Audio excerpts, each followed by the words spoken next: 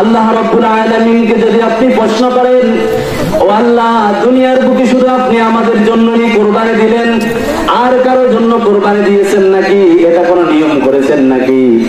আল্লাহ রাব্বুল আলামিন তখন আপনার উত্তরে বলেন, ওয়ালিকুল্লি উম্মাতিন জাআলনা মানসাকান লিয়াযকুরু ইসমাল্লাহি আলা মা রাযাকাহুম মিন বাহিমাতিল আনআম। ও আমার বান্দারা, শুনে রেখো, তোমাদের জন্য আমি যে নিয়ম করে দিলাম, এটা তামাম জাতির জন্য আমি নিয়ম করে দিয়েছি। কোরবানি করা ওয়াজিব। প্রত্যেকটা জাতি তার জন্য কোরবানি করবে, আমাকে খুশি করার জন্য। তাদের অর্থ সম্পদ হালাল ভাবে ব্যয় করবে আমার জন্য। 1 টাকা মসজিদ দান করবে, সেটাও আমি কোরবানির কাতারে নিয়ে যাব। যদি তার অন্তর সহি হয় আর হালাল ইনকাম হয়, আমি আল্লাহ ওই কোরবানিটাকে কবুল করে নিয়ে যাব।